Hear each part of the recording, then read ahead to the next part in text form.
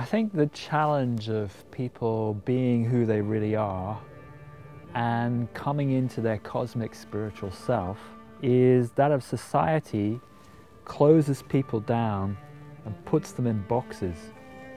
And in a way, we allow that to happen.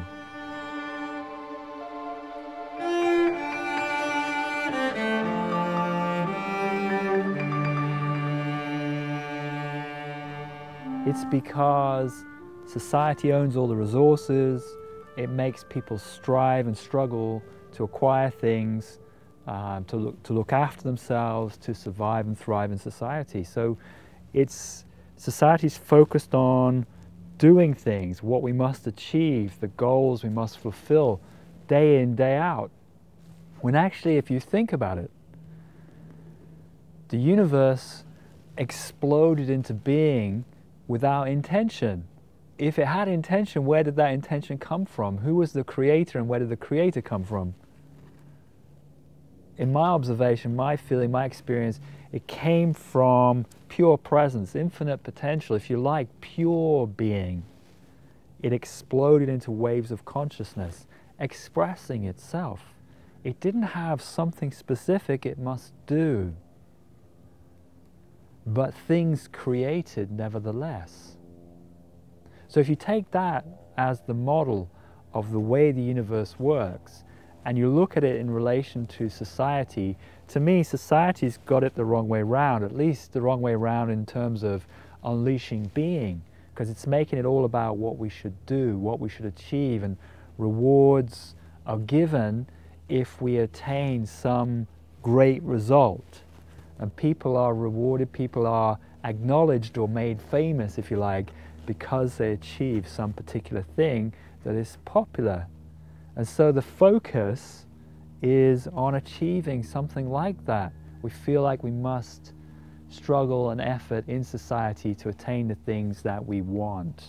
Coming from the cosmic self, coming from your true, authentic, real self is completely different.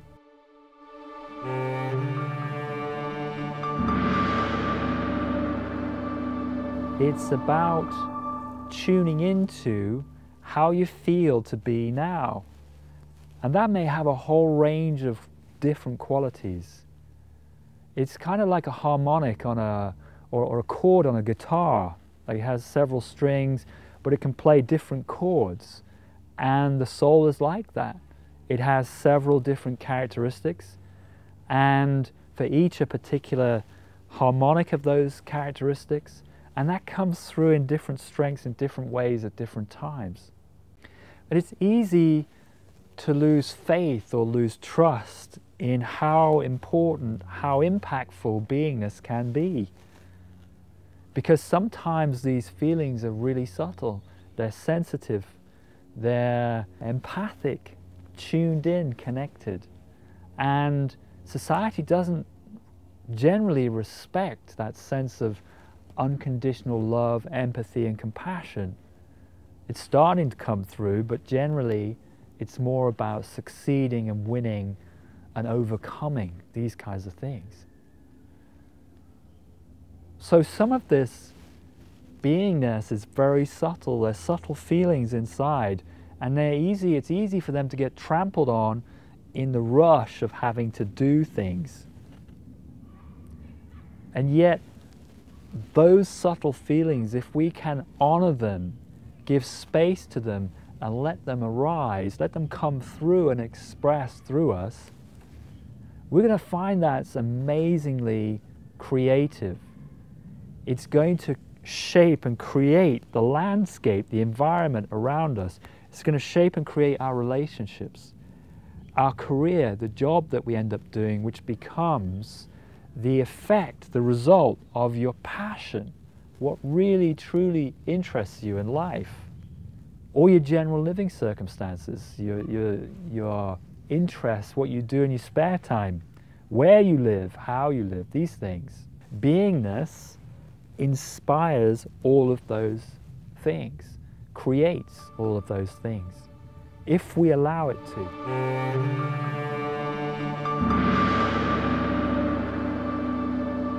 Now, one of the confusions I believe that hampers people in the spiritual mainstream is that when you talk about pure being, the idea is, the sense is that you're actually not doing anything. It's that kind of like meditative, almost disconnected kind of state. That's, I think, what the general impression is of beingness when we talk about it.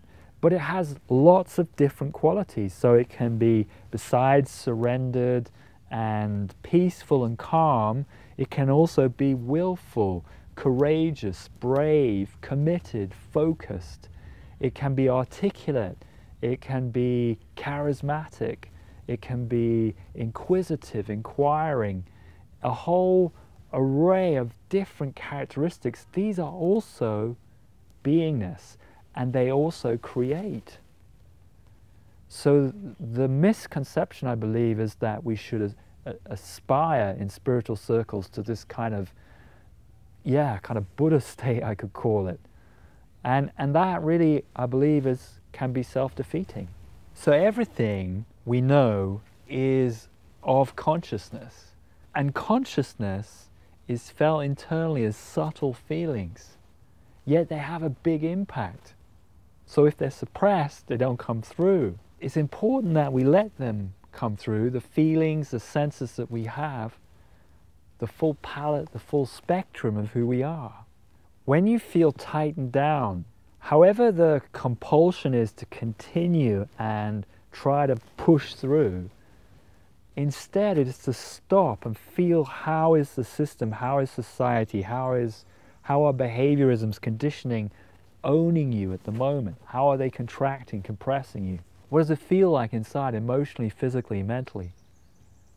And to soften through that, to soften the need for any particular outcome, and really feel into that and open through that, open into it.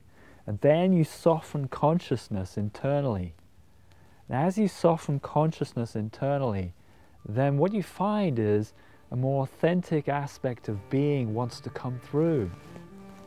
Then all you got to do is pay attention to it. Express it, let it come through you. Apply yourself emotionally, mentally, physically to the expression of that.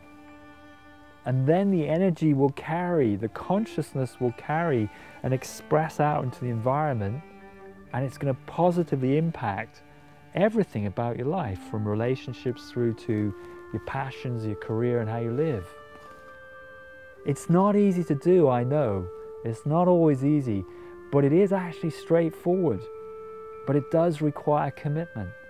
It requires oneself to commit to the inquiry, to commit to the revelation of you, the expression of you in the outer world.